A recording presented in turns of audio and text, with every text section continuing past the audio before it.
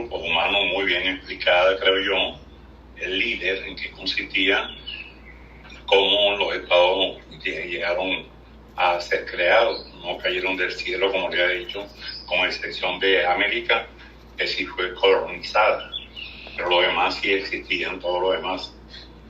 Entonces vimos también en la diplomacia que había 3 etapas. Un breve recuento, bachiller. La primera etapa, es muy importante recordar esto, las 3 etapas de la antigüedad. Hay autores que dicen que son 2 las etapas, otros, como yo, decimos que son 3, lo clarifica mejor, pienso. La primera va desde la antigüedad hasta el siglo XV. La segunda va del siglo XV hasta la Primera Guerra Mundial, y la tercera va de ahí al finalizar la misma hasta la etapa actual, hasta estos días, nuestros días. Cada una de ellas tiene sus distintas características. En la diplomacia antigua, se recuerdan el Tratado de Paz 1296 a.C., suscrito por el rey de los hititas, Hattusil III, con el faraón Ramsés II. Otro hecho importante, el Código de Manú, 500 años antes de Cristo. Otro, la gran importancia de la Iglesia, en el siglo, en esa época la Iglesia tenía mucho poder, pues. Y también vimos el nacimiento del servicio exterior en el siglo XIII en Venecia. Y luego de ahí pasamos a ver lo que eran las razones por las que las misiones diplomáticas dejaron de ser temporales y se volvieron permanentes. Las razones eran como 10, creo que recuerdan, para no tener que repetirlo. Entonces, eso más o menos lo que tiene que ver con estos recuerdos. Y allí, aunque ustedes no lo crean, están escondidas algunas preguntas ya para lo que es la primera evaluación. Por cierto, bachiller, vamos a ver aquí. Ayer no tenía yo claro del todo con la otra materia cuándo pudiera hacer las evaluaciones. Nosotros vamos a hacer 3 evaluaciones. Siempre lo hacemos así. La suma de las 3 da 20 puntos. Cada una vale 6.66. Esto está claro, ¿no?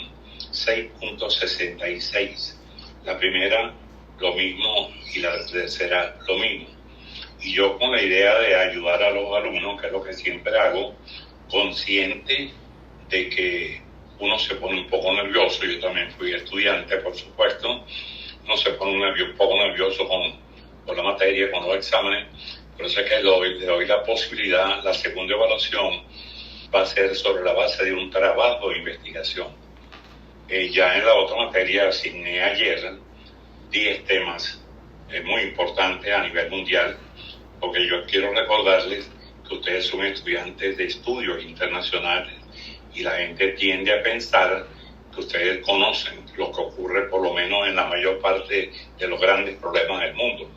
Pero eso no va con ustedes, eso es para la otra materia, y ustedes tienen que hacer un trabajo en un grupo de 4, pues son muchos alumnos.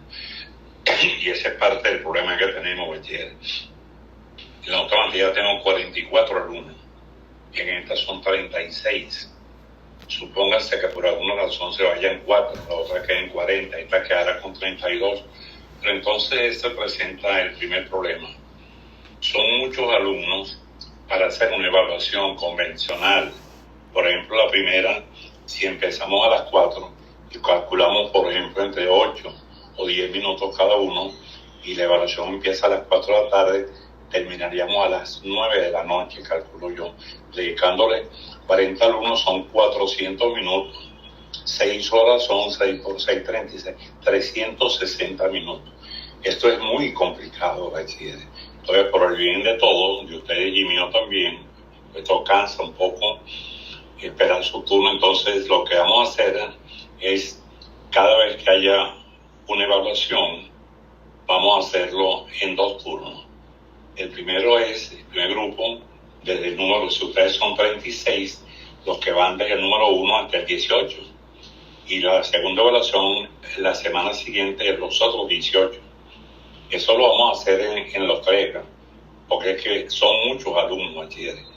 En esta materia hay un solo tema que tradicionalmente yo lo pongo, pues considero que es el tema más importante del mundo hace muchos años.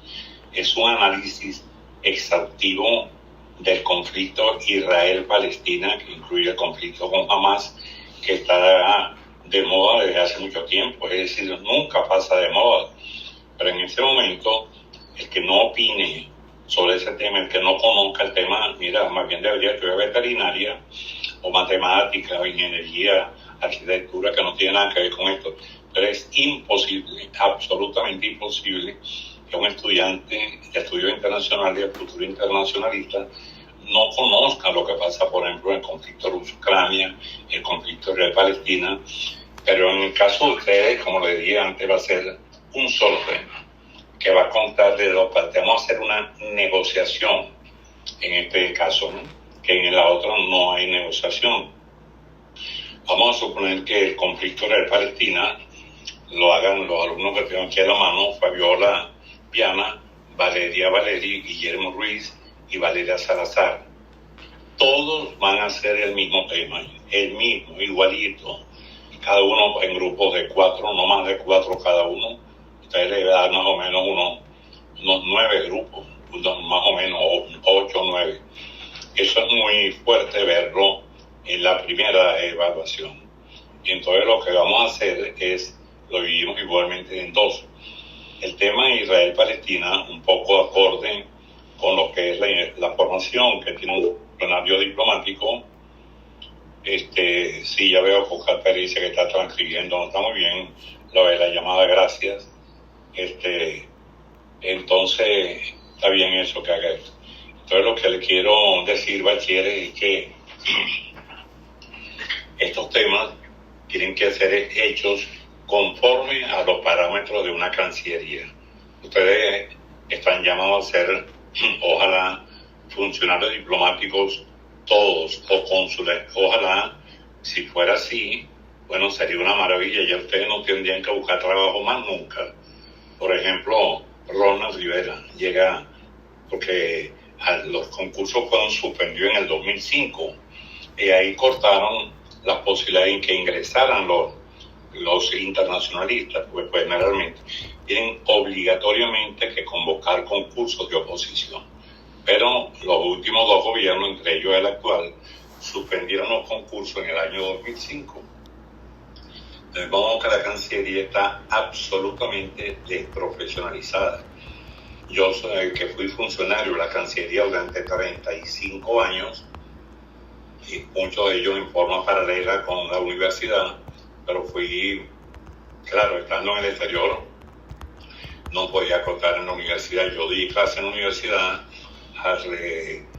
ya el año 1992 hasta 1994, y luego me reincorporé en el año 2000 hasta la fecha. Eso le da pues a uno un poco de conocimiento de lo que se requiere para enseñar la materia. Entonces, estos informes, que es lo que un poco se enseña en la Cancillería, por una parte lo que es el ceremonial de Cancillería, la elaboración de informes, notas verbales, notas, cartas de condolencia, cartas credenciales, etc. Estos informes, si ustedes estuvieran en el exterior, me decía el que fue mi primer embajador, donde yo estuve acreditado en Beirut como segundo secretario, él me decía: mira, Freddy, aquí las embajadas tienen que hacer informes periódicamente.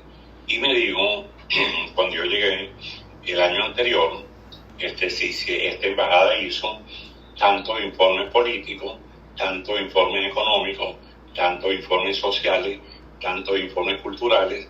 Es decir, esos temas uno los hace en el país donde uno valora cuál es la importancia de cada tema y lo manda como información a su gobierno. Porque si no, ¿qué otra cosa va a hacer los diplomáticos?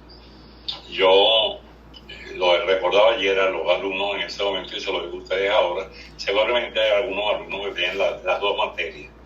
Pero es bueno decirles, por ejemplo, cuando son las funciones diplomáticas, ¿cuáles son las funciones? Entre otras, lo veremos cuando estudiemos la ley del servicio exterior del año 1962. ¿Cuáles son las funciones de un diplomático? Entre otras, representar, proteger, negociar, observar, etc. Entonces, un poco acudiendo a lo que es la mnemotecnia, que es una técnica que permite recordar algo, lo facilita la información. Yo creé una palabra que la llamé reproneobin. Esto no existe, pero suena como un medicamento. Como si ustedes van a la farmacia, me dan una pastilla de reproneobin. Eso no existe. Pero incorpora en las letras, en las sílabas, re de representar, pro de proteger, ne de negociar y ob de observar. Mucha gente dice, ya, claro, en son de broma, no, los diplomáticos lo que hacen están en el exterior, echarse unos cuantos palos ahí en una fiesta. No, eso es la parte social, pero la parte activa como tal, un diplomático tiene funciones, bien sea un diplomático o un cónsul, cualquiera de los dos tiene funciones, con la diferencia de que los que se caracterizan por enviar informes de todo tipo son los diplomáticos. En tanto, los cónsules más bien mandan algunos informes de carácter comercial, de cuestiones así distintos, no políticos en ninguna manera. Esa es la opción del diplomático. Y entonces, esos informes, me decía el embajador, que se mandaron en el año pasado, tanto informes esto de político, tanto del otro. De modo que esa era una embajada pequeña, había el embajador, un segundo secretario que era yo y un tercer secretario. Y él también me encargó al mismo tiempo a mí de los asuntos consulares, de modo que yo tenía doble función. No había un consulado separado, sino estaba dentro, una oficina era dedicada al consulado. Yo tenía esa doble función. Pero como tal, yo me di cuenta que estando allí en el Líbano, eran muchas las cosas que se podían hacer, muchos tipos de informes. Eso es pleno Medio Oriente. Por ejemplo, un país, cuando yo llegué, estaba ya el sur del país estaba ocupado por lo que ahora se llama Hezbollah, el sur del país, un grupo criminal vinculado a Irán. Ya estaban instalados, estamos hablando del año 71, que siguen allí. El Líbano tenía problemas de identidad social. La mitad del país era musulmán y la otra mitad era cristiano maronita. Eso era un permanente enfrentamiento. Y también hubo una guerra civil en el Líbano en el año 75. Y por supuesto de todo eso tuve yo que informar. Yo cuando tuve el primer embajador, que fue mi primer director en la Cancillería, me sentía extremadamente agradado con él, porque era un caballero, una persona muy fina, muy educado, hablaba varios idiomas y le gustaba mucho enseñar. Él fue para mí un verdadero, un auténtico profesor, eso que le gusta enseñar. Me dice, cuando ven para que vea aquí con ninguna valija diplomática, esto es una valija, me mostró una aquí. En su momento, cuando llega el tiempo de Sydney, yo le voy a mostrar como una valija diplomática qué significa. Pero estamos únicamente dando la información para que ustedes sepan cómo hacer un informe. Entonces ustedes, que repito, es el mismo tema para todos.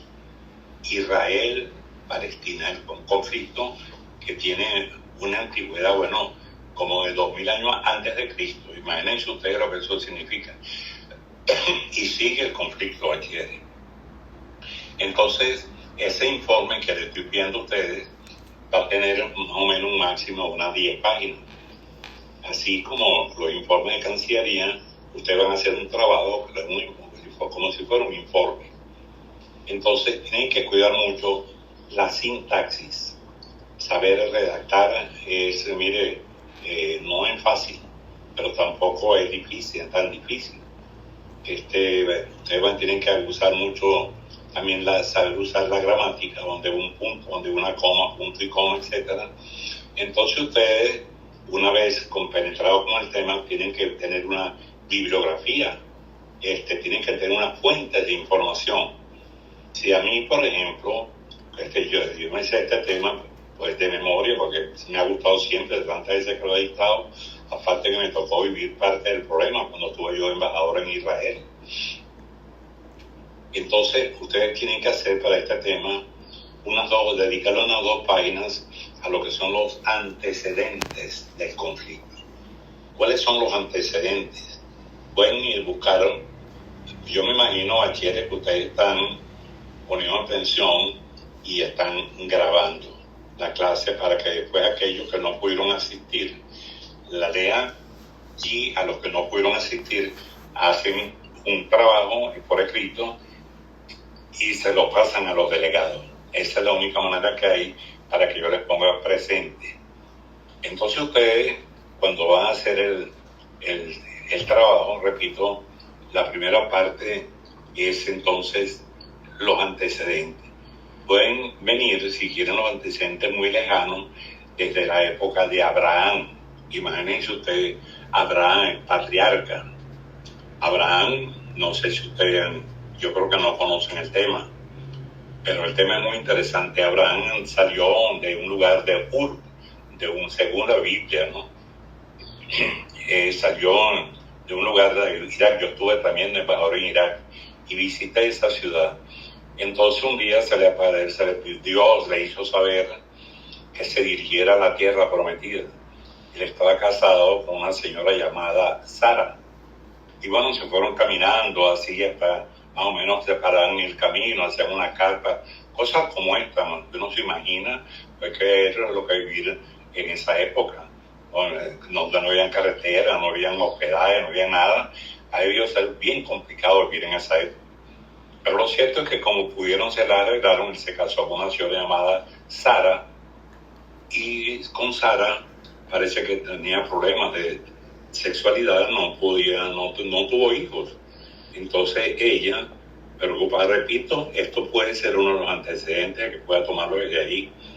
Entonces Sara le dijo a Abraham que por qué no se tenía relaciones con una que su criada, que se llamaba Agar.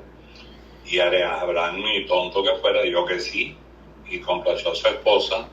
Y eso trajo como consecuencia que naciera un niño que fue llamado Ismael. Ese hijo, Sara se puso un poco celosa porque Abraham le dedicaba mucho tiempo y le dijo que corriera el hijo y que se fuera también la señora Agar. Entonces ellos jugaron, esto es lo que se llama la historia bíblica, bachilleres, y es lo que se enseña en esta materia. Entonces se fueron y llegaron a Egipto, ahí fundaron una tribu, eso es lo que da origen ya a los árabes. Por eso es que hay que entender que este conflicto vincula desde el punto de vista consanguíneo a los árabes con los judíos. Aunque parezca mentira, ese es el origen del problema. Entonces Sara se puso brava y corrió a Ismael y a su mamá Agar. Entonces Dios se le apareció, le mandó un mensaje que ella también iba a ser madre. Y ella le respondió, ¿cómo voy a ser madre si yo tengo 80 años? Seguramente que para la época, varios meses eran parecidos. Varios años significaban, digamos, 10 años. Eran 8 años, equivalían a uno de los de ahora. Lo cierto es que estaban en edad reproductiva, fértil. Entonces, efectivamente, Sara tuvo un hijo al que llamaron Isaac. O sea, bien claro, Abraham es el padre de 2 hijos.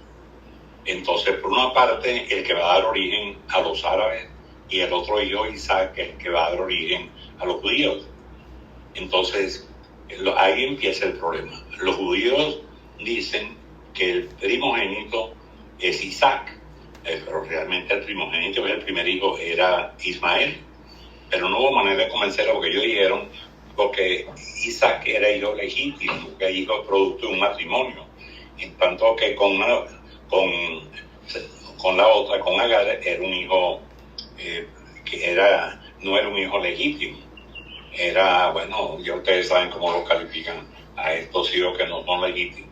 Pero ese es el problema. Entonces Isaac tuvo un hijo que se llamó Jacob, y por ahí viene un poco la descendencia que llega hasta Jesucristo. Por ahí yo incluso tengo, cuando estuve en Israel, me traje una mapa grandísimo, no es un mapa, es realmente un mapa que es el árbol genealógico de Jesucristo. y empieza desde Adán y Eva para acá. Bueno, bachiller es un poco la historia. Entonces, aquellos que quieran hacer referencia a que el origen del conflicto viene de ahí, lo pueden hacer. Pero acuérdense que la parte introductoria del tema, lo que es los antecedentes, debe tener no más de 2 páginas. Entonces, la otra opción puede ser, ustedes se pudieran referir a Theodor Herzl, Herzl. Theodor Herzl es el padre del sionismo. En el año 1897, él convocó en Basilea a un Congreso Mundial del Sionismo. Y ese pudiera ser el otro antecedente. Cualquiera de los dos es válido, ¿no? Para que tengan en cuenta esto, ese sería el antecedente más próximo. Entonces pasó también por varios, digamos, imperios, el Imperio Otomano, el Imperio Turco, el Imperio Árabe, hasta que llega más o menos a la época de Herzl, y de Herzl, que cuando tiene mucho éxito con ese Congreso Mundial del Sionismo, lo consideran el padre del sionismo. Y más adelante en el camino, siendo que dependían del Imperio Otomano, entonces aparecen ahí también otras personas importantes. Esto es simplemente, yo le estoy guiando para que ustedes elaboren un tema, le estoy dando puntos de arranque como tal. Ustedes empiecen a averiguar con su tiempo, porque este trabajo van a tener por lo menos, esta va a ser la segunda evaluación, bachilleres, ¿oyeron? La segunda evaluación, y quiere decir que desde hoy mismo ustedes tienen tiempo de empezar, para que no vayan a llegar retardados, porque no es la primera vez. Yo doy una fecha máxima para presentar los trabajos de exposición, pues yo necesito un tiempo mínimo para leerlos y analizarlos y calificarlos. Entonces tienen por lo menos unas 6 semanas para prepararlo, o 5 semanas tal vez para preparar ese trabajo que va a ser la segunda evaluación. Tienen desde hoy hasta el mismo momento en que se anuncia. Entonces luego viene, después de lo antecedente, viene el desarrollo del tema como tal. Entonces ahí ustedes pueden tener unas 6 o 7 páginas, y luego vienen las conclusiones. Las conclusiones, cómo les pareció el tema, qué opinan ustedes, qué es su herencia, qué enseñanza le dejó el tema. Tienen también que tener una bibliografía y mapas cuando sea necesario. Si fuera, por ejemplo, mapas, aquí es necesario mapas, porque diferenciar la parte de Israel de lo que es la actual Palestina, ¿no? Eso necesita un mapa explicativo. Y también la bibliografía. Pues entonces, de acuerdo con lo que ustedes me suministren, yo voy a revisarla. Ustedes, cuando hacen una cita, yo voy a ir a ver dónde está metida la cita dentro de la bibliografía que ustedes me están suministrando. Pero ustedes, yo conozco cómo es la redacción de los bachilleres, porque yo también fui bachiller. Ustedes se meten hoy o mañana, cuando tengan tiempo, en Google, y ponen conflicto Israel-Palestina, y le van a salir como 500 personas que opinan sobre el tema. Entonces ustedes cogen 2 o 3 de ellos, lo leen, lo que dicen, y lo van analizando, y entre ahí entresacan algunos párrafos, y con el propio lenguaje que ustedes tienen del idioma, el dominio del idioma, ustedes lo transforman y lo añaden a su propio vocabulario, y ese el traslado de una comunicación de antes, de un especialista a un bachiller. Esa comunicación ustedes la exprimen, la filtran, hacen lo que quieran, y en el supuesto que quieran citar un párrafo de alguien, lo ponen entre comillas. Eso es lo que tienen que hacer, entre comillas, ¿verdad? Yo creo que está claro. Y por último, las conclusiones. ¿De acuerdo? Las conclusiones pueden ser de 1 página y media más o menos. En definitiva, el trabajo será como de 10, el trabajo en sí, 2 de la antecedente, 7 o tal vez 8 del desarrollo, 1 o 2 de las conclusiones. Hasta ahí llegarían las 10 páginas. El mapa es aparte, y la bibliografía aparte, o las ponen juntas, pero no es que me van a mandar algo de 15 páginas, pero lo voy a devolver.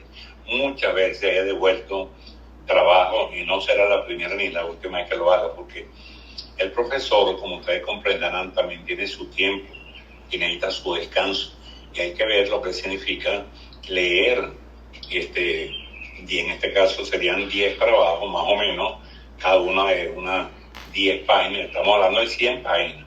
Y no es tan cómodo como antes, cuando los trabajos eran en físico, pues las clases eran presenciales y ustedes podían exponer el tema allí. Y entonces el tema que me entregaban, yo lo calificaba y en clase, ahí ustedes exponían la clase como tal. Ese trabajo, bachilleres, va a valer 5 puntos. De los 6.66 va a valer 5 puntos. Y la defensa del trabajo, perdón, déjeme ver, yo creo que le puse 4 puntos. Esperen un segundo. Ya va.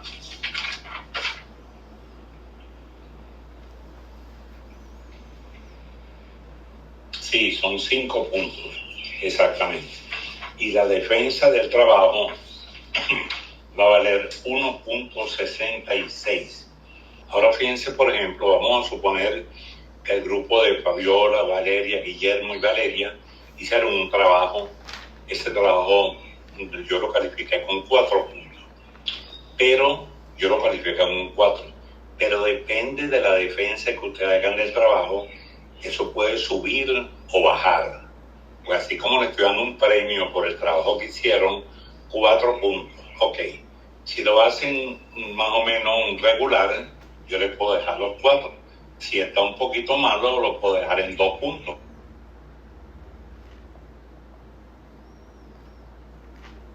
5 o 6 puntos al trabajo. Pero repito, tienen que hacerlo y defenderlo. Y otra cosa porque siempre me acuerdo de esto.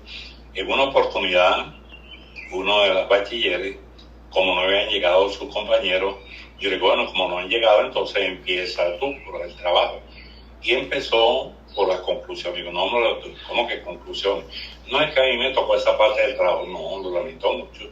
Tú hiciste un trabajo como tal y tienes que conocer todo el trabajo. ¿Cómo te vas a quedar nada más que con la conclusión? Y por supuesto, perdió la nota, o sea, sacó una mala nota porque nada más que conocía las conclusiones.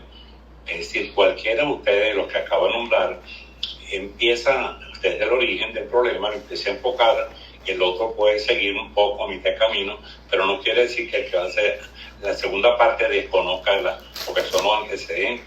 El tema tiene que ser desarrollado y comprendido en su totalidad. Yo quiero, bachilleres, que me expliquen si ustedes entendieron o si necesitan alguna explicación adicional. ¿Alguien quiere tomar la palabra y quiere clarificar algo? Adelante, pues, Ronald. Profe, me quedó muy clara toda la estructura que nos está dando sobre el trabajo. Sin embargo, tengo una duda con respecto a dónde queremos llegar con este informe, o sea, las conclusiones del trabajo, porque como es un conflicto que se mantiene actualmente en la actualidad, si las conclusiones se basan en recomendaciones de solución del conflicto o usted me dirá. Mire, el trabajo tiene que ser, por supuesto, hasta la actualidad. Hace un día o 2 días se rompió la paz que había en Gaza porque Israel bombardeó. Eso no puede estar obligado. Usted lo hace en trabajo al día. ¿De acuerdo? Si lo van a hacer de aquí a 5 semanas, tomen en cuenta lo que pasó una semana antes, por ejemplo. Lo más actual posible. Entonces, las conclusiones del trabajo, si ustedes quieren incorporar ahí alguna sugerencia que ustedes crean que es útil para la paz, por supuesto, bienvenida, porque la idea es informarles a ustedes del trabajo, del problema más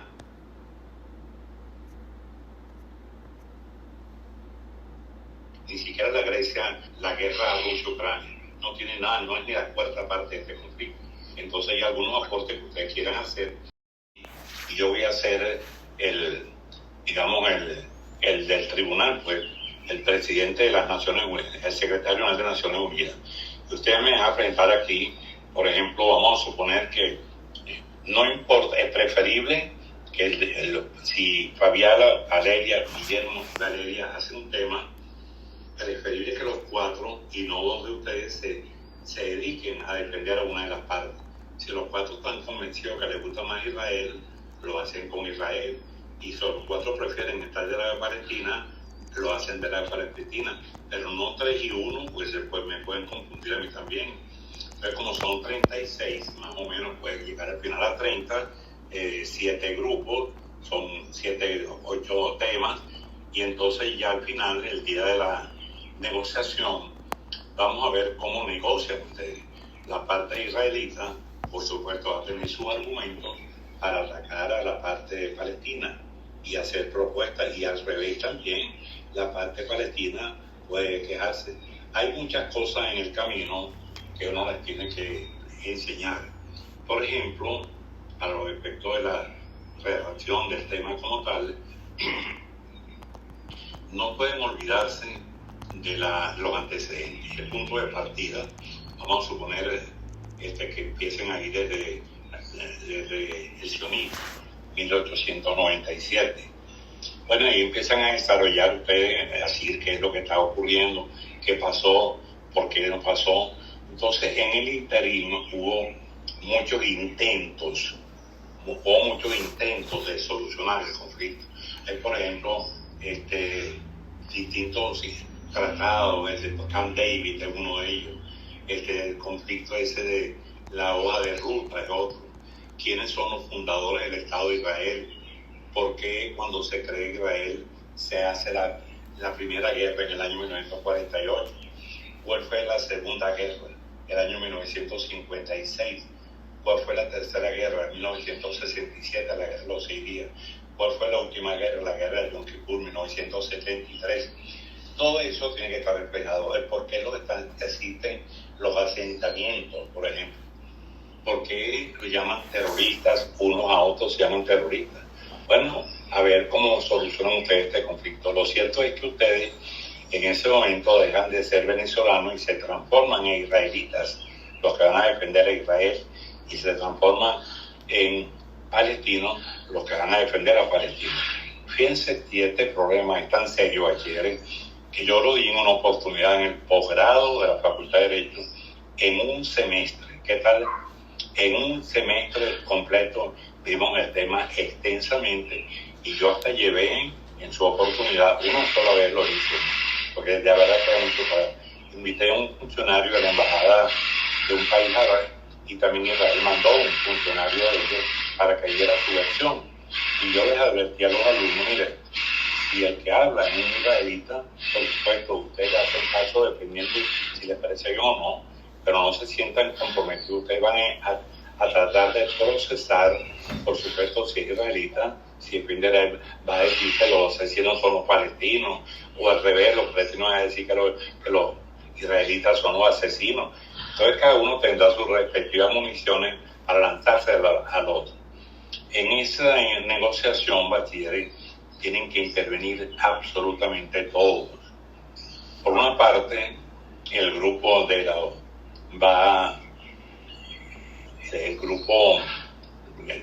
yo no sé si al final, porque como vamos a ver, faltando unas 2 clases, veremos cuál es el número de alumnos que hay. Para eso lo hacemos en 2 clases o en una sola. Pero repito, como son muchos, son como unos 30, eso normalmente dura un tiempo largo. De repente es preferible hacerlo en 2 partes. Ya veremos en su momento. Pero tienen que estar preparados para antes. Ahora, cada grupo, si estamos a suponer que pensemos, y son de los 30 alumnos, están 15 que forman la primera parte, 15 o 16 alumnos. 8 son del lado de Palestina y 8 son del lado de Israel. Entonces tienen que nombrar un plenipotenciario del grupo de Israel, por ejemplo, vamos a suponer que sea Fabiola, y un plenipotenciario del grupo de Palestina, vamos a decir que sea Valeria. Tienen 2 plenipotenciarios, y cada uno de ellos tiene sus respectivos asesores en materia que le lancen la granada del lado contrario.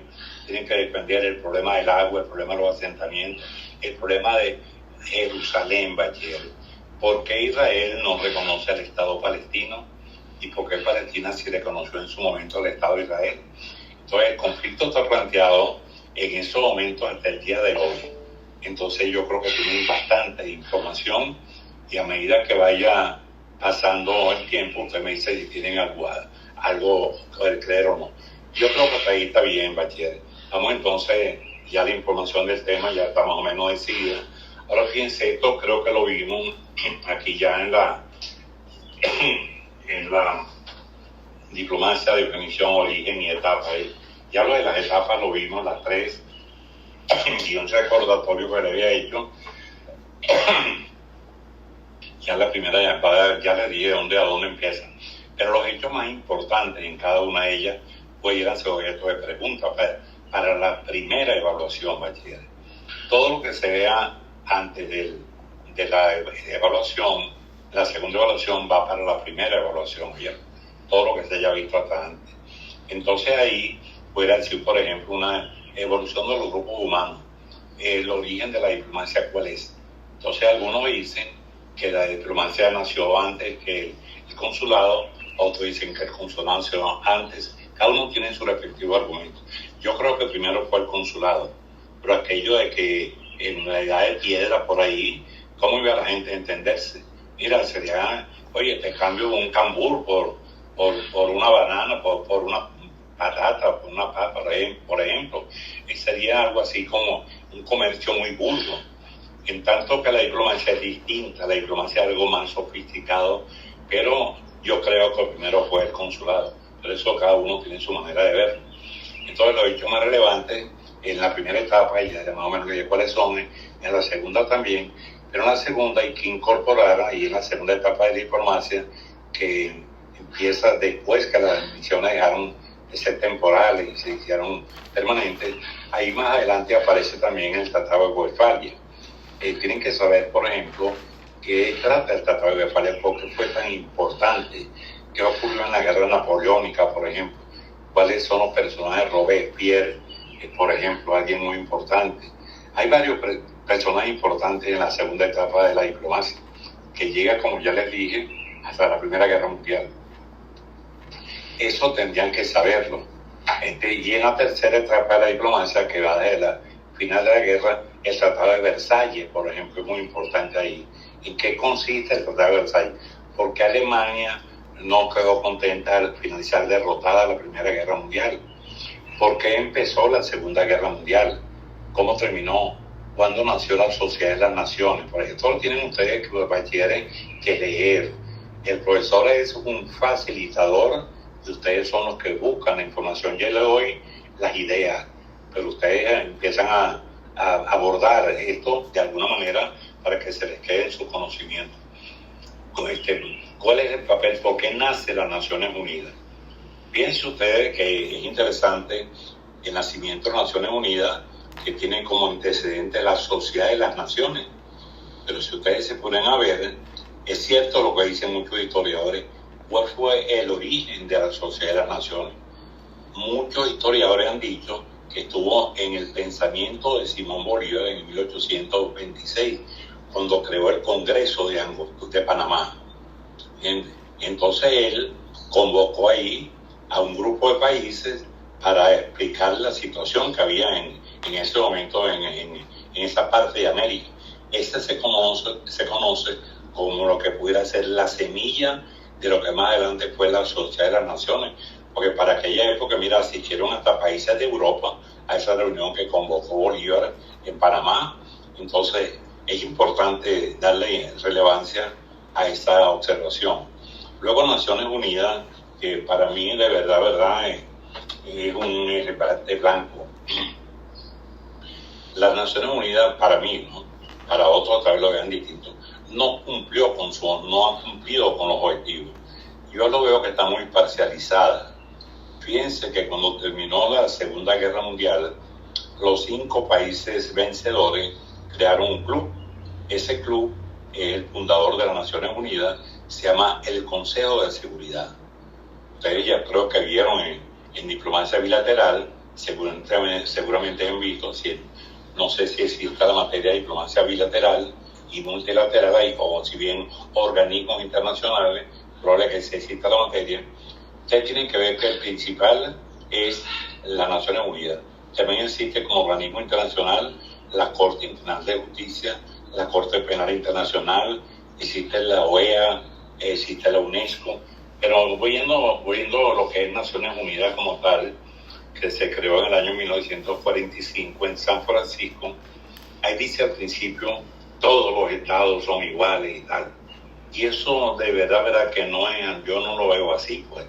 Ya como un diplomático experimentado, que oye, 35 años en el servicio exterior, le da experiencia, algo para entender así y poder opinar con propiedad sobre el tema, y 26 años, casi 27, como profesor de la universidad y estudioso de la materia, me permiten opinar con propiedad. Estos organismos internacionales no resuelven, de verdad. Fíjense, por ejemplo, el Consejo de Seguridad está conformado por 15 miembros, 5 son con carácter permanente y 10 con carácter no permanente. ¿Cuáles son los permanentes? Los países ganadores de la Primera Guerra Mundial. Ahí tienes a Rusia, Gran Bretaña, Francia, Estados Unidos. ¿Qué tal? Estos son los países de los que ganaron, ¿verdad? Y China, ¿entiendes? Entonces, esos son los países que desde aquella época hasta el día de hoy, 30 de octubre del 2025, siguen ahí incólumes. No ha habido ninguna manera. Mire, yo en alguna oportunidad escribí un artículo cuando yo escribí en la prensa, y mucha gente ha hecho lo mismo, y no soy el primero, que porque ese Consejo de Seguridad va a ser el mismo siempre, porque no se aumenta el número a 7 o a 11, siempre un número impar, porque ahora hay países muy importantes, por ejemplo Japón es un país muy importante, no aparece ahí, Corea del Sur igualmente, Canadá igualmente, Italia también, aquí en América diría que Brasil, pero no son los 5 miembros. De toda América hay uno solo. ¿Qué tal? De Asia hay 2, Rusia y China, y 2 de Europa, ninguno de África, por supuesto. Entonces, como premio de consolación, los 10 miembros no permanentes, que son los que conforman conjuntamente con los permanentes el Consejo de Seguridad. El Consejo de Seguridad incluso tiene el poder del veto cualquier resolución, un solo veto, y ya no se puede ejecutar lo que esté propuesto. Entonces, claro, como ustedes verán, son opuestos China y Rusia a lo que opine Gran Bretaña y Estados Unidos, por ejemplo, y Francia. Son siempre 2 polos diferentes, ¿no? Entonces, como repito, y los 10 miembros no permanentes sí son rotados por 2 años cada vez. Venezuela ha ocupado esa posición en 4 oportunidades como miembro no permanente. Donde sí se nota la igualdad absoluta de todos es en la Asamblea General. Ahí vale igualito el voto de un país como Angola a un país como Estados Unidos. Vale igualito, ese es en la Asamblea General. Ahí no se hace distingo, todos valen lo mismo. Tienen 193 estados y cada uno tiene su voto cuando hay algo importante en la Asamblea General. Pero realmente lo importante de todo esto es el Consejo de Seguridad. Primero, se ha negado a aumentar el número de los miembros permanentes. Segundo, ha ejercido de una manera indecorosa muchas veces el veto. Y tercero, no resuelve. Por ejemplo, fíjense ustedes, son incapaces de hacer una resolución sobre el conflicto Israel-Palestina. Porque pues tienen un país muy importante, Israel, y detrás de Israel está Estados Unidos. Tan sencillo como eso. Ahora, ¿con quién cuentan los palestinos? Por ejemplo, que lo defiendan con Rusia, por supuesto. Pero Rusia, como no hace lo imposible. Ahí tienen también el conflicto Rusia-Ucrania, que lo puse para la otra materia. Un conflicto porque Rusia quiere apoderarse de Ucrania. Y tienen ya más de 2 años en una guerra increíble, una guerra que pudiera ser, mira, peligrosísimo, porque resulta que Ucrania tiene armamento nuclear y también tiene armamento nuclear Rusia. Entonces, es muy difícil que lo llegaran a usar. Pero para que tengan una idea, hubo un escape una vez en el reactor que es Chernobyl, que está en Ucrania. Se le escapó, por alguna razón, un airecito de este reactor atómico donde se fabrican las bombas atómicas. Y ese pequeño soplo que se fue expandiendo, llegó a Europa, y mira, mucha gente estuvo perjudicada. Murieron algunas personas, otras resultaron afectado. Es simplemente cómo será si explota una bomba.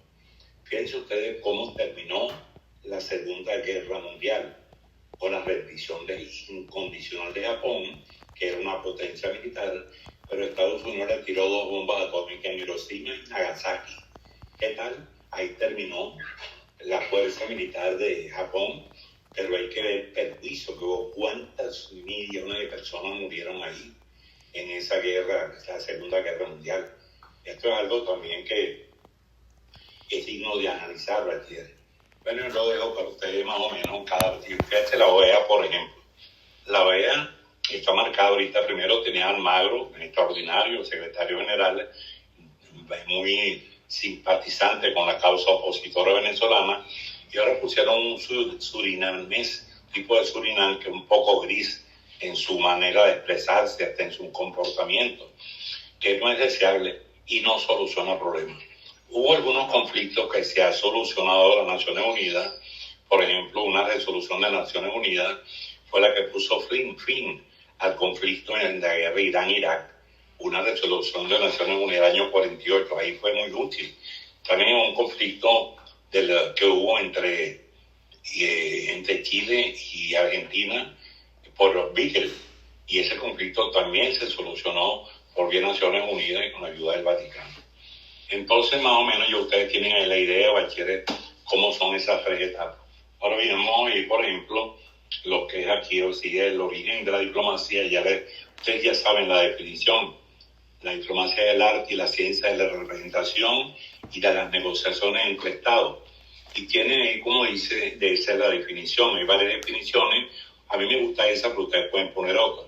En cuanto al origen de la palabra, algunos dicen que viene del griego diplom, que significaba un documento que se le entregaba doblado, firmado por el rey o presidente, y le daba mucho poder a los que tuvieran en ese momento el cargo elevado, que antes se llamaban heraldos, a los embajadores. En otra oportunidad, caduceador. Otros dicen que el origen viene de la palabra diplos, que significa falso. Y no, ese fue un San Benito que nos pusieron los diplomáticos, porque no es que uno sea falso, un diplomático. Yo me sentiría muy incómodo y afectado si alguien me iba a decir, mira, tú eres un tipo falso, que tú eres diplomático. Yo me ofendería. Realmente lo que ocurre es que el lenguaje diplomático, Bachilleres, es muy distinto al de otras profesiones. Ustedes ven bailando a un médico, y el médico es claro, uno por el mismo vocabulario que tiene, se da cuenta de que es médico. Ven a un ingeniero también hablando con su propia manera, ¿no? Y ven también a un abogado hablando pues según la ley y el estatuto. En nuestro día a día, el diplomático tiene que ser muy cauteloso en su apreciación con lo que dice. Yo recuerdo cuando yo estaba estudiando la carrera, que un profesor decía, el diplomático le dice que sí a todo. Pero si dice que sí, es tal vez, puede ser, a lo mejor. Lo que no puede decir es no. La palabra no hay que descartarla del lenguaje de un diplomático. Entonces, es probable que si ustedes le digan, por ejemplo, lo visité el embajador de Gran Bretaña, ahí en la universidad, y un grupo de estudiantes acerca de ustedes, miren, embajador, caramba, que no hace falta ampliar la cancha que tenía aquí, que se echó a perder la cancha esa de básquet, que tenemos aquí. ¿Usted no cree que con la ayuda de la embajada puedan repararse? Bueno, él no le va a decir que sí, porque sí es un compromiso. Pero ahí tal vez, de repente, a lo mejor lo voy a estudiar, y eso tiene detrás un no. Lo que es muy difícil es que le diga no, pues entonces no es un diplomático. La diplomacia es muy excelsa, y tiene un lenguaje adecuado, usa los modos que en términos subjuntivo, en términos, que en el lenguaje común se usa muy poco. Uno siempre se utiliza en presente, pasado o futuro.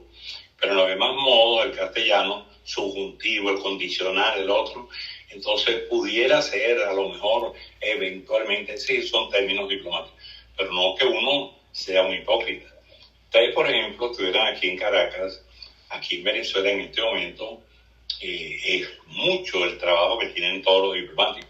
Si ustedes fueran, por ejemplo, diplomáticos acreditados aquí en Venezuela, todos los días cambia el panorama político en Venezuela. Que si se da Maduro hoy, que sea dentro de 2 semanas. Y ustedes tienen que estar informando permanentemente a sus respectivos gobiernos. Vamos a suponer que Ronald Rivera sea embajador de Canadá aquí. Tienes que informar, Ronald. ¿Y cómo vas a informar? Tienes que acudir entonces a que en el siglo XV, en el siglo XIII, cuando se crearon las misiones temporales, siglo XV, y pasaron a ser permanentes, se creó la confidencialidad. Ese es el origen. Entonces las embajadas empezaron a utilizar códigos para encriptar palabras que al final supusieran un mensaje. Yo tengo aquí un libro que yo me traje de Israel, muy viejo, y antes se usaba un libro, la vía antigua, para permitir encriptar documentos. Pero yo pedí incluso a la Cancillería, como ya estaba desclasificado, ya no tiene ninguna utilidad, y yo lo dije, yo me puedo quedar con este libro, como yo di clases y utilizo el servicio exterior, la confidencialidad, no, quédate con ese libro. Entonces, en algún momento se lo muestro para que vean. Pero vamos a suponer que Ronald quisiera informar a su gobierno. Ronald, entonces tú estás en Canadá, eres el embajador de Canadá aquí. ¿Cómo informarías tú la situación actual? ¿Cómo calificarías tú, por ejemplo, a este gobierno? ¿Me estás escuchando, Ronald? Sí, profe, lo estoy escuchando. ¿De qué manera tú pudieras, vamos a suponer que yo sea el canciller de Canadá y me mande una información sobre Venezuela? Me puedes mandar muchas informaciones, pero entre las más importantes están las del gobierno. Y tú tendrías que jugar muy fino para no comprometerte. Un lenguaje yo creo que comenzaría desde explicando el origen, cómo este gobierno llegó al poder, y a raíz de ahí todos los acontecimientos que se han dado, pues, y entre ellos los más importantes ahorita, pues, el problema de la frontera, de que si, claro, esos son solo rumores, que si hay una invasión, pero el principal tema es lo del narcotráfico ahorita, pues. Sí, aquí las embajadas tienen muchísima tela de que cortar. Ahí tiene por un lado el problema con el Esequibo. Ese es otro. Ese es uno. Otro es el problema con Colombia. El problema político actual es muy delicado de abordar, muy delicado. Entonces, vamos a suponer, porque yo sé que tú no tienes experiencia en esto, es la primera vez que lo estás viendo. Vamos a suponer que yo sea tu Ron. Voy a informarle a mi canciller allá en Canadá. Entonces le hago una comunicación encriptada. Porque aquí todas las cancillerías del mundo tienen la manera de cómo, por ejemplo, los famosos hackers. Imagínate, cualquier hacker descifra una información que es descifrada. Hay que ser muy cuidadoso. En un WhatsApp, bueno, en el acto te dicen cuál era la fórmula para acceder a tu WhatsApp. ¿Cuál es la clave? Un hacker en 2 minutos te dice cuál es. Entonces, esto es más complicado. Esto antes era con ese libro, ahora es con maquinaria, una máquina que uno le mete un aparatico que llaman cerebro, del tamaño más o menos de un celular, y entonces uno empieza a escribir lo que uno quiere decir. Pero aún a pesar de esto, hay que ser muy cuidadoso. Aunque lo está haciendo mientras mandas el lenguaje que va a ser encriptado, si lo descifra el gobierno, es difícil que lo pueda descifrar. De modo que pueda llegar a su destino y allá lo van a desencriptar, lo van a volver parte de la lectura. Tú lo mandaste HJLMN, NCKD, y en fin, una cantidad de códigos de 4 a 5 letras cada uno. Y lo recibieron allá y lo descifraron. Entonces tú estás opinando, y si yo fuera tú, yo diría, señor ministro, vine consiguiente, informo la situación actual política de Venezuela. Panorama un poco complicado, fíjate, un poco complicado. Yo no puedo poner complicadísimo el panorama político, ¿no? Complicado un poco panorama, sigue sin resolverse la situación entre el gobierno y la oposición. Hasta el momento no he hecho nada que te perjudique, pero llega un momento en que hay que orientarse un poco más. Entonces yo le echaría como dicen, echarle al muerto la culpa al cuerpo diplomático. Yo diría, según información que maneja el cuerpo diplomático de este país, pudiera ser, o eventualmente, esa es la idea, eventualmente estaría en marcha la posibilidad de que el país fuera más o menos atacado, más o menos por ahí, pero tú estás cuidándote. Primero, la información automática del cuerpo diplomático. Eventualmente, una palabra muy importante, pudiera ser, y no te estás manejando mal, ni te van a calificar, no, tú estás diciendo que eventualmente, porque sí es bastante probable que pudiera haber algo así, pero si yo fuera el embajador, ya Ronald, entonces, si yo dijera, ciudadano ministro, quedan días para que caiga el gobierno nacional, y si no cae, ¿cómo no te parece? Vas a quedar muy mal parado, ¿no? Esa es la idea por la cual se calificó mucho tiempo a los diplomáticos. No, son tipos los que van al exterior a hacerse unos tragos y tal, y opinar. Los gobiernos no es así. Es que es cierto lo que tú dices, hay que cuidarse, y para eso es entonces. Entonces, fíjense ustedes, aquí también ya tenemos el origen de la palabra, la definición, ya vimos las etapas. Ahora vamos a ver, por ejemplo, cómo definiría uno un diplomático. Y es la persona que ejerce la diplomacia como profesión habitual. Otro dice, es un diplomático no solamente los funcionarios que representan al exterior ante embajadas, consulados, sino también acreditados ante organismos internacionales. ¿Cuál es el objeto de la diplomacia? La paz. Sin lugar a dudas, ese es el objeto principal. Y hay un ejemplo, pero que me gustó mucho, con un funcionario, un diplomático y un militar. Entonces dicen, el militar trabaja en el territorio y el diplomático trabaja en el escritorio. Uno hace lo imposible para que no haya paz, y el militar si tiene que participar en una guerra porque tiene que formar parte de la misma, pero esa sería la tarea de él. No se va a designar en el escritorio a planificar algo, como si lo haría en todo caso un diplomático. Entonces, ya sabíamos también que el servicio exterior se nació en Venecia en el siglo XIII y está formado por 3 ramas, ¿no? Entonces, el servicio exterior tiene 3 ramas. El término servicio va a entender al conjunto organizado de personas que defienden necesidades planteadas en entidades públicas o privadas, así como la labor que ésta realiza. Haciendo uso de la definición del servicio que les acabo de decir, podemos definir el servicio exterior como el conjunto de personas especializadas que atienden las necesidades planteadas en las entidades públicas fuera de su ámbito interno en todo lo que concierne a las relaciones internacionales.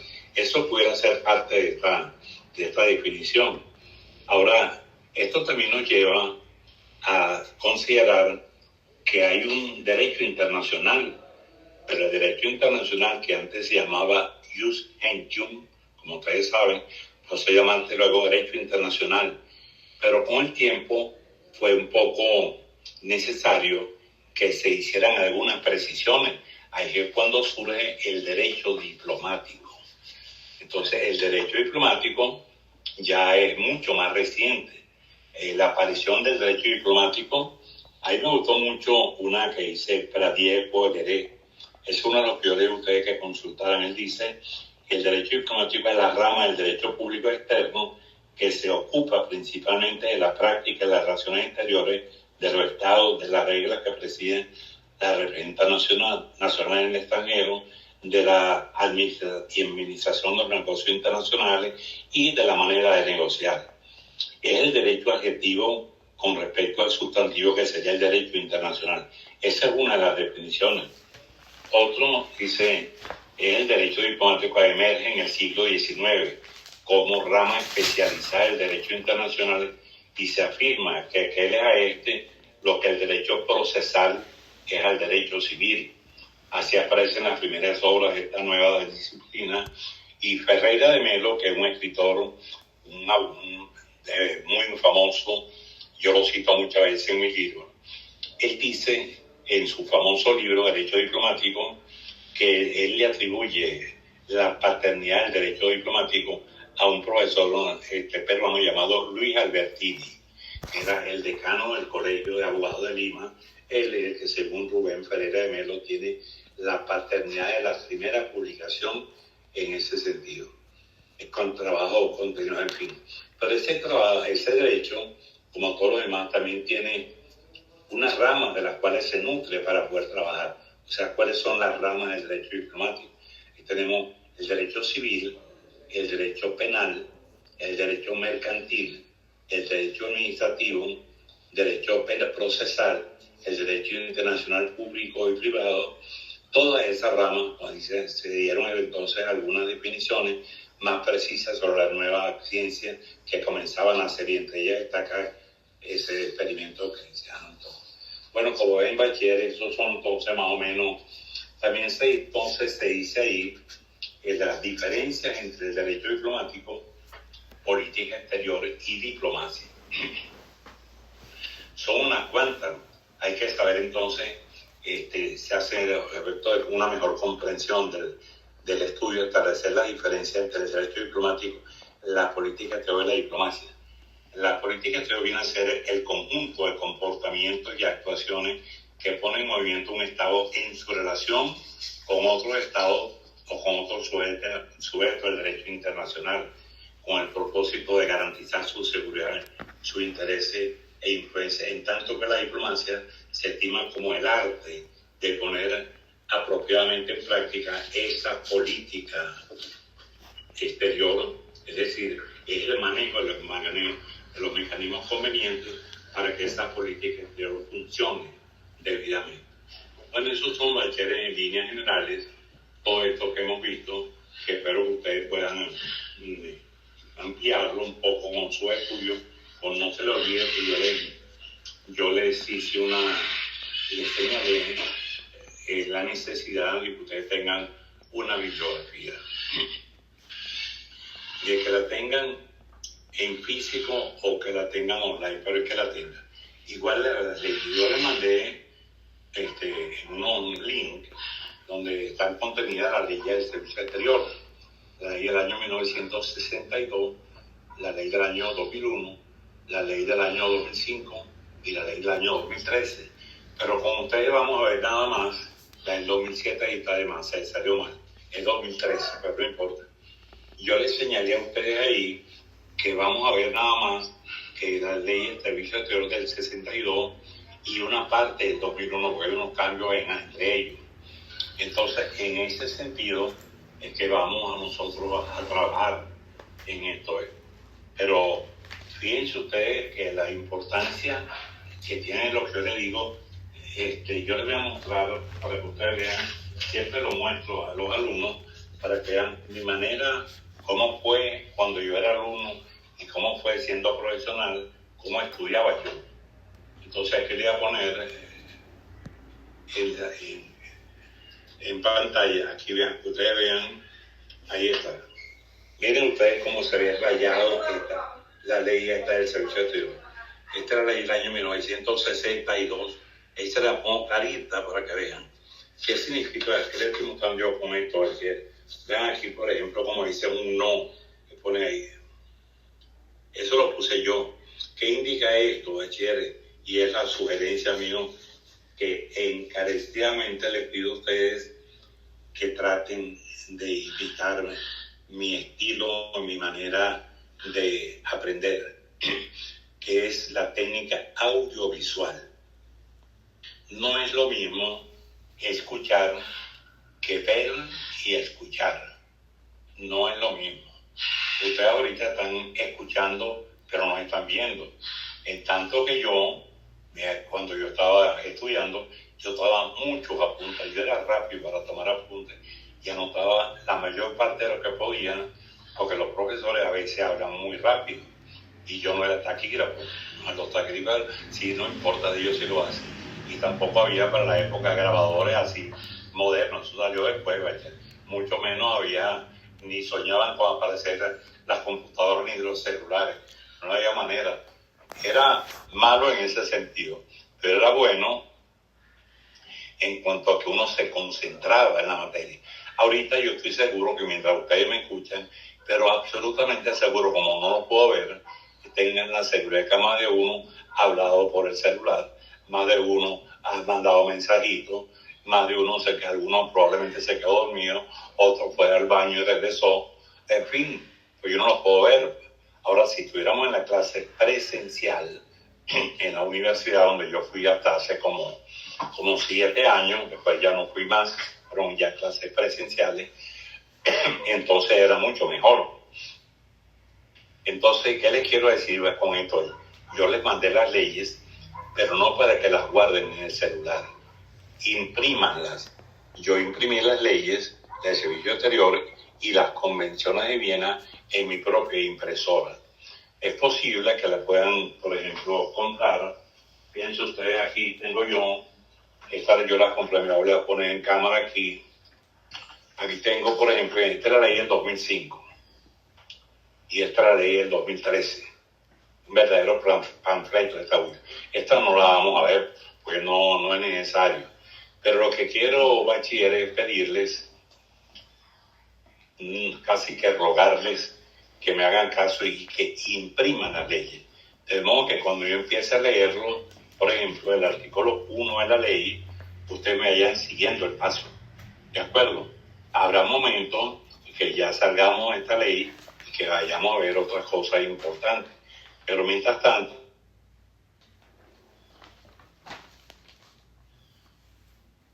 esto que le he dicho. Pero hay un momento en que la otra materia se hace más exigente en esto, pues en la otra se ven todas las leyes. En tanto que en esta vamos a ver únicamente la del 62 y una pequeña partecita del 2001 para que ustedes vean.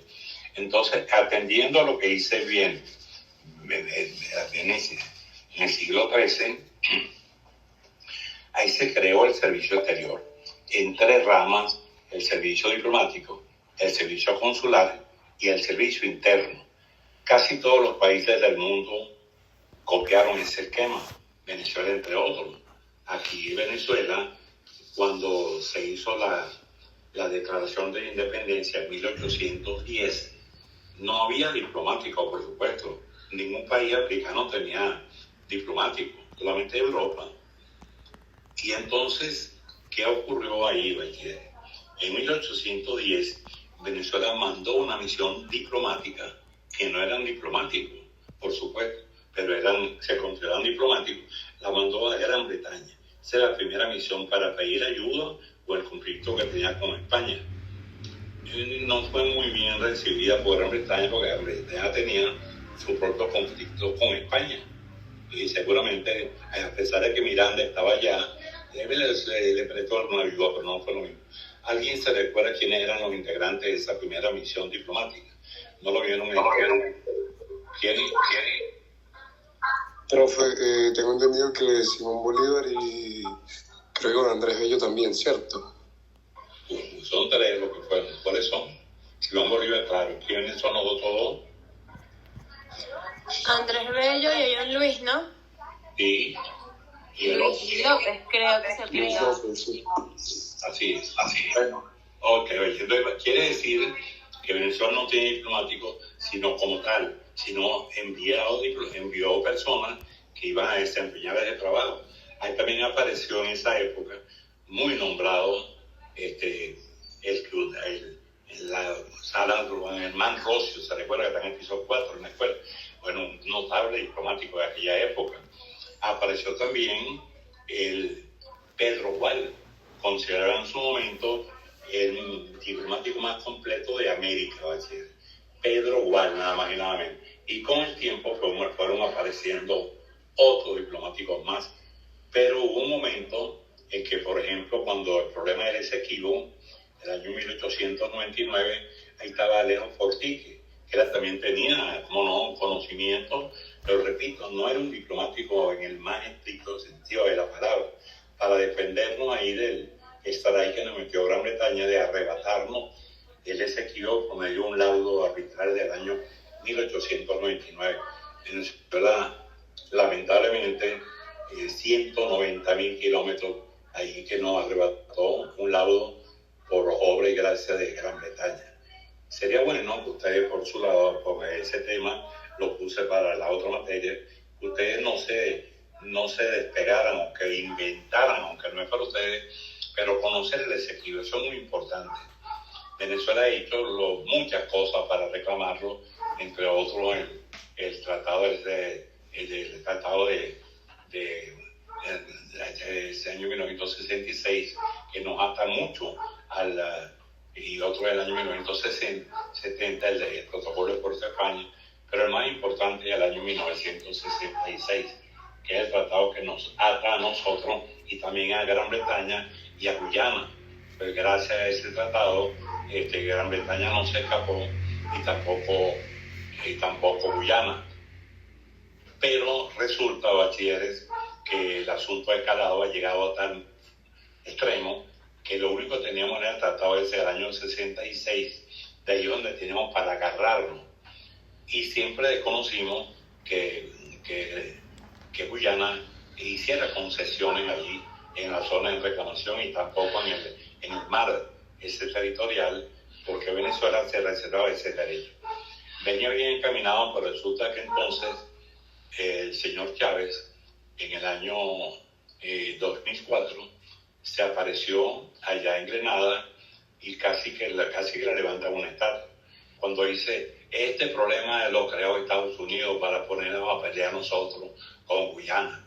Nosotros queremos este país como un país hermano y no vamos a objetar que haga esa objeción. Es una verdadera traición a la patria, bachiller. Independientemente del pensamiento político que pueden ustedes tener, fíjense ustedes cómo cambia la cosa. Él dijo eso y allá se envalentonaron con lo que dijo, casi le levantan una estatua. Algo insólito, que en su oportunidad, entonces también, fíjense cómo cambia la cosa. Entonces Maduro, posteriormente, que era canciller, está también comprometido. Y ahora últimamente están viendo cómo Venezuela está criticando a Grenadino, que no quieren arrebatar el territorio, hasta hicieron un referéndum, ustedes vieron, para decir que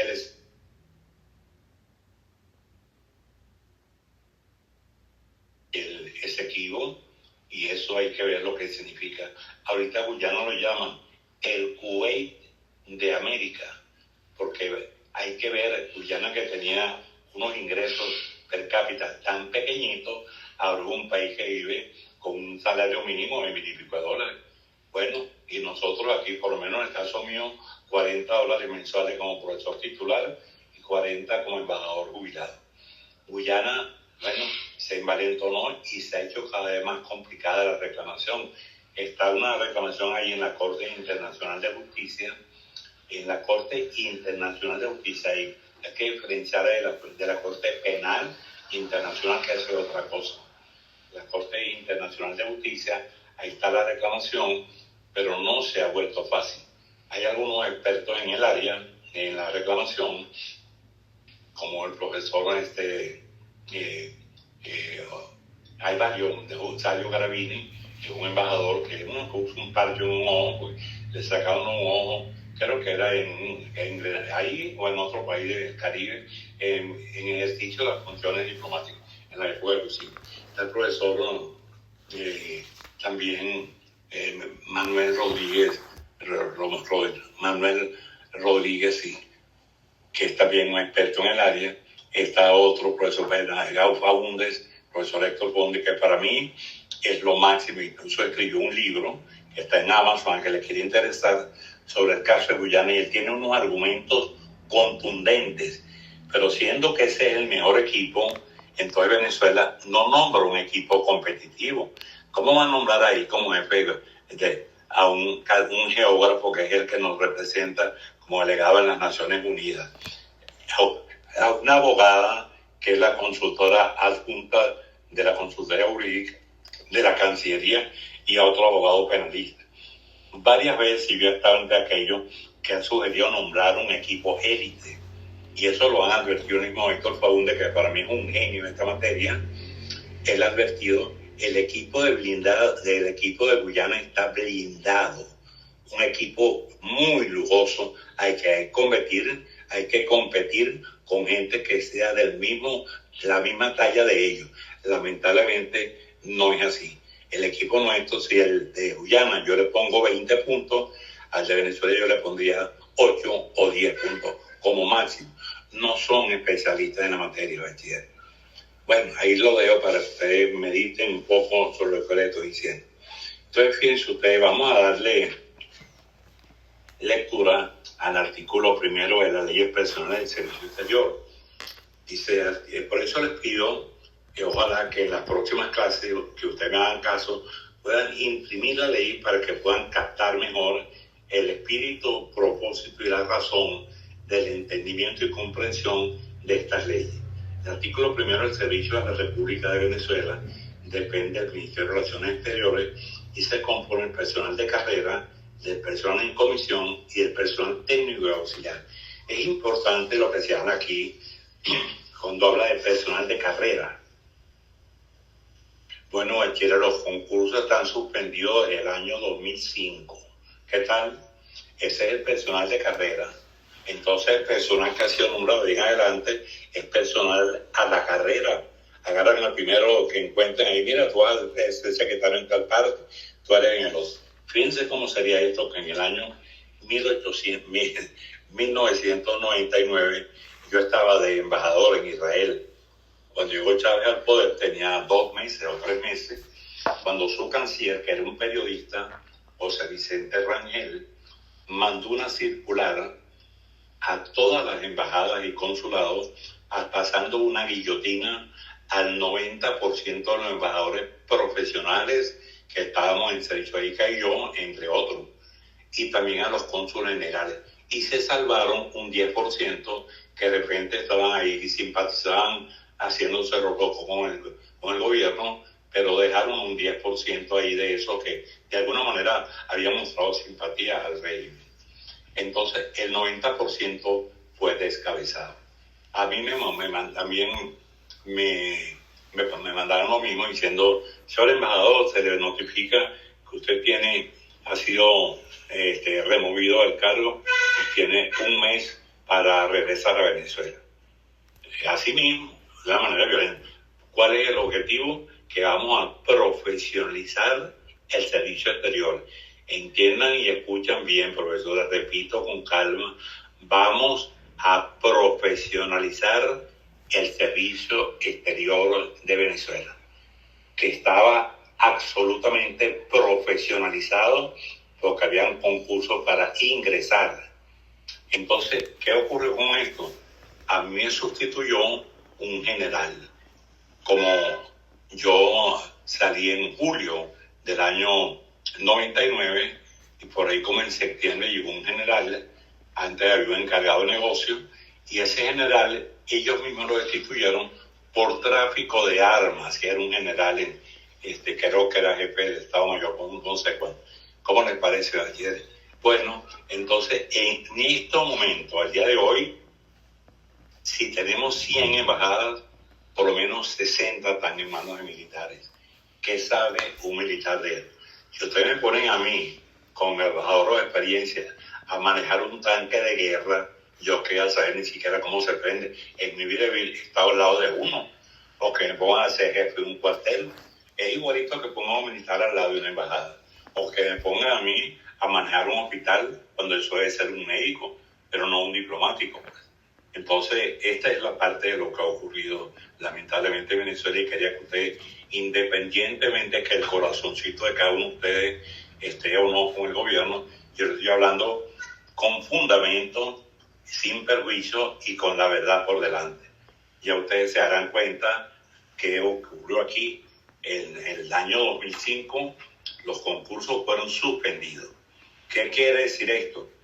Que si cuando venga un nuevo gobierno, que es probable que venga, ojalá, que pueda empezar a profesionalizar, tendrá que empezar por llamar a concurso a todos aquellos que están en este momento en los cargos que es a ustedes a los que les corresponde, a los internacionalistas o profesionales afines, ¿entiendes? Entonces ahí es donde se vería la cosa de una manera distinta.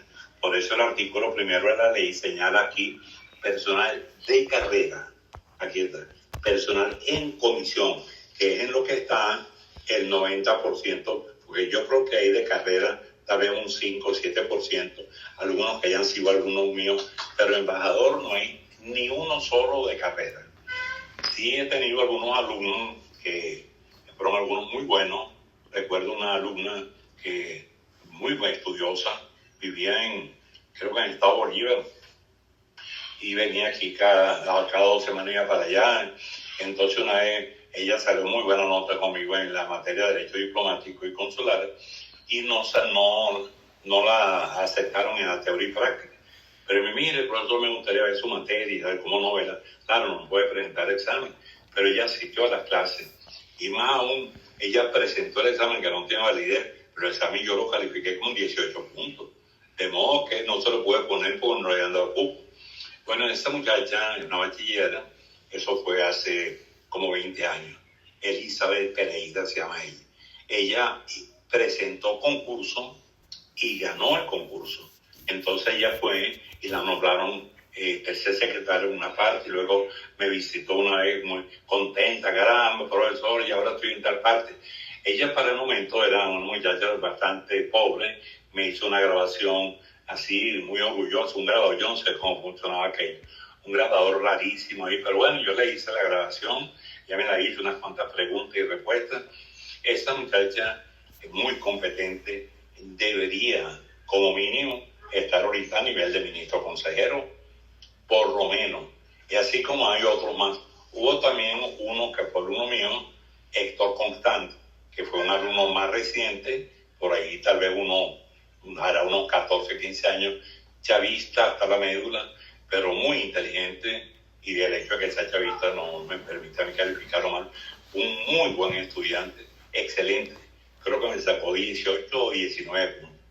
Pero resulta que hace como 12, 14 años, pero ahora es embajador. Entonces la ley de servicio exterior señala que hay que cumplir varios cargos. Primero empezar por tercer secretario. Empezó de una vez embajador. Obviamente, cuando llegue una de gobierno, tendrá que quitarle, bajarlo de ahí. Quiere seguir en el servicio exterior, ok, empieza por tercer secretario. Ya tal, pero en este momento ya debe tener por lo menos, me imagino yo, 35 años por ahí, y entonces empezar como tercer secretario con 35 años un poquito incómodo. Pero yo tengo la seguridad absoluta de que van a convocar los concursos. Yo tengo por ahí en alguna parte de mi periodo el último, que sacaron con el concurso en el año 2002, una publicación, una página completa en el Nacional, en un periódico, creo que era el Nacional, donde decía, el Ministerio de Relaciones Exteriores se convoca a concurso para proveer 40 cargos. Se presentaron 100 candidatos, y de los 40, aceptaron 40, pues. Se presentaron 100 y 60 no aprobaron. Es decir, había únicamente cupo para 40.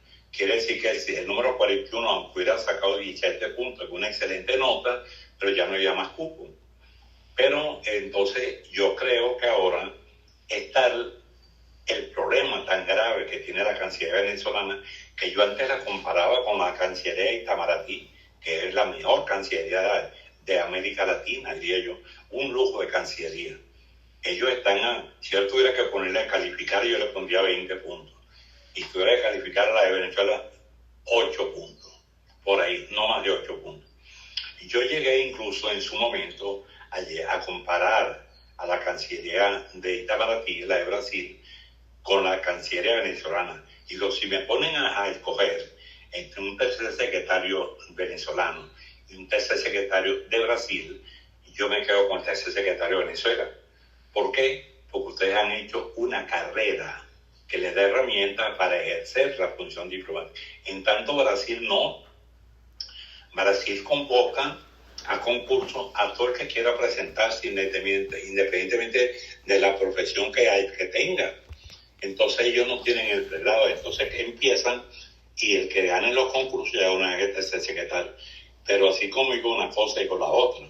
En la Venezuela de antes, en la ley 62 que vamos a ver, se decía que para ascender de la sexta categoría a la quinta hacían falta 4 años y de ahí en adelante 5 años en cada uno. Y como hay que ver las cosas y decir la verdad, eso no se cumplía tampoco en la Cuarta República. Pero no se cumplía hasta tal punto que un amigo mío llegó una vez embajador con 12 años, pero estaba muy bien preparado. Era además abogado, además internacionalista, y tenía sus contactos políticos que nunca están de más.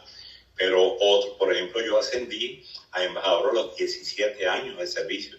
Yo tuve algunos méritos que me fueron reconocidos, bueno, como tuve, por ejemplo, en la guerra civil del Líbano, eso no lo pasa a cualquiera, entre otras cosas.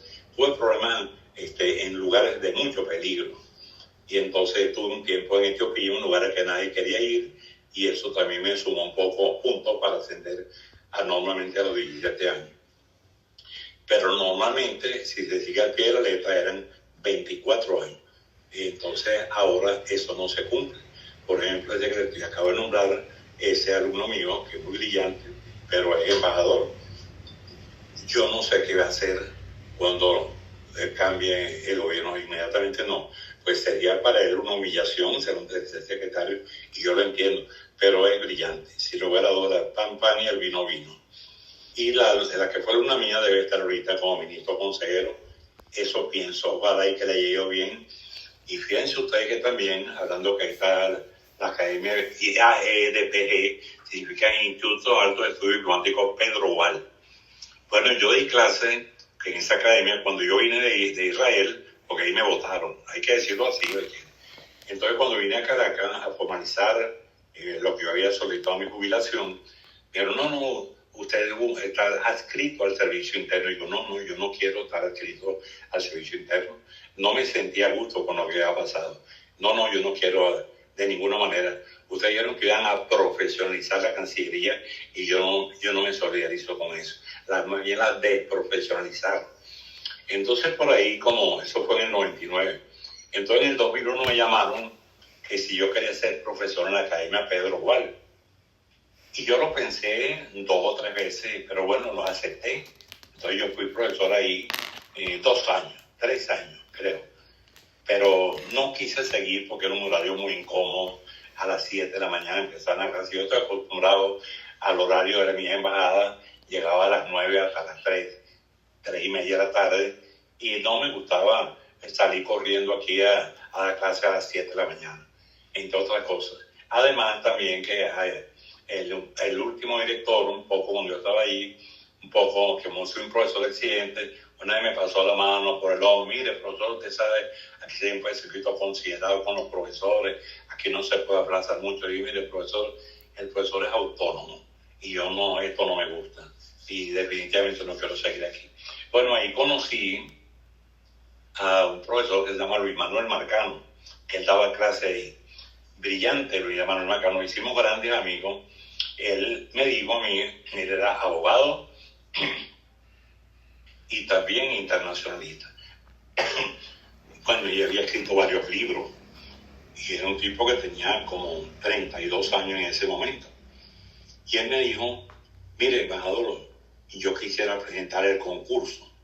Y yo le digo, mira, que aquí tienes un cargo elevado, tú eres el director general de aquí, eres el segundo o tercero de la academia. Y allá si lo ganas el concurso, le van a ponerte a ser secretario. No, él me invitó a almorzar, quería conversar conmigo, y como no, estuvimos almorzando, y yo dije, bueno, y yo estoy seguro que tú puedes presentar el concurso. Bueno, se inscribió en el concurso, y lo ganó, y fue el primero del concurso, el número 1 fue él. Lo ganó con 20 puntos, ¿qué es lo que eso significa?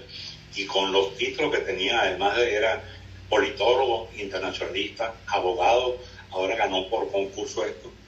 Entonces pasó 2 años ahí, empezaron a hacer la vida incómoda y no sé qué. Bueno, se hicieron la vida incómoda, no lo querían ascender, empezaron a decir que era un espía, que era de la CIA, cosas como estas.